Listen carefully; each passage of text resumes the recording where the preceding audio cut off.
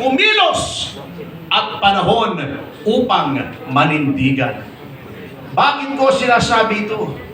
Tignan niyo po ang kalunos-lunos na sitwasyon ng ating bayan. Ang unang-una po nating suliranin ay lawlessness.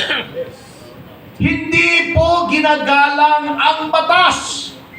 Bakit ko nasabi yan? Unang-una, yang doktrinang bendalo ay parang na-institutionalize na. Tingnan nyo na lamang ang nangyayari. Yung kay Tatay Digong, kita nyo naman, yun ang pangunahing ehemplo ng bendalo. Bakit? Nakalagay na sa saligang batas, no person shall be deprived of life, liberty, or property without due process of law.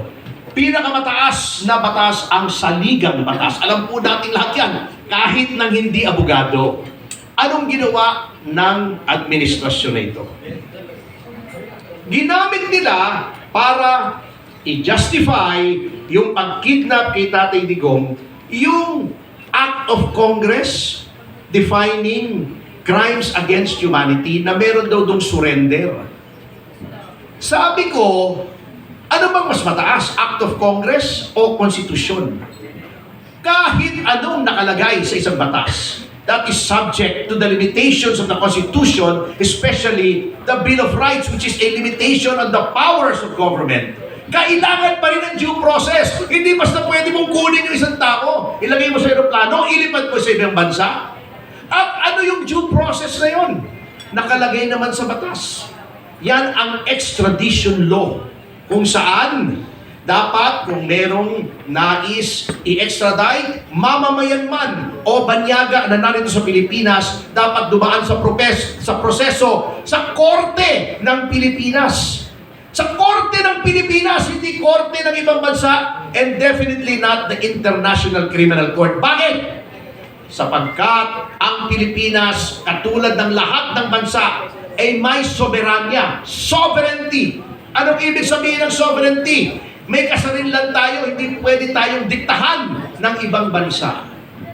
By saying na yung warrant ng ICC na questionable pa nga, ay valid dito sa Pilipinas na hindi dumadaan sa korte natin.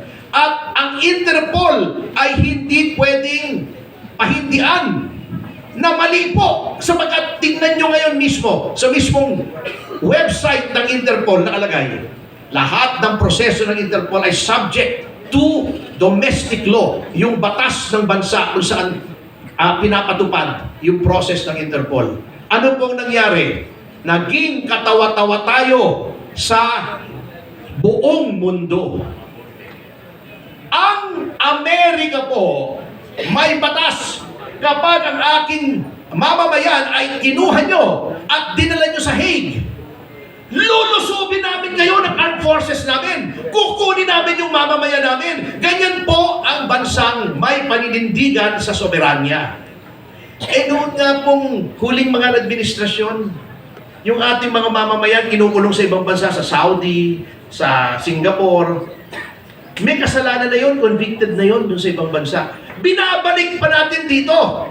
Eto dating Pangulo, ibinibigay mo sa banyaga. O anong nangyari ngayon? Dahil sa pangyayaring yan, lahat ng institusyon ay hindi na ginagalang ang batas. Yung si Boying Remulla, sinasabi na kapag mayroong kaso ay hindi pwedeng i-appoint bilang ombudsman. Anong ginawa nila? Yung mismong memorandum ng ombudsman na nagsasabing kapag nag-file ka ng kaso sa ombudsman, automatically docketed, iniba nila para lang ipilit, isaksak, isalaksak sa bagang ng ombudsman ang appointment ni Boying Remulla. May umimik ba na miyembro ng JBC, including the IBP? Wala po. Ang mga taong dapat nagtatanggol sa hudikatura, sa mga appointments, sa judiciary at sa ombudsman, walang imik. Ganyan po binibendalo. So, yan pong ginawa nila kay Tatay Digong. Pakakala nyo, walang epekto yan sa ordinaryong mga pulis natin. Yung mga kaibigan kong pulis ngayon, sinasabi, ay ayaw na namin pong manghuli ng adik. Eh baka matulad kami ni Tatay Digong. Yan ang psychological effect ng ginagawa nila. Yan ang problema. That's number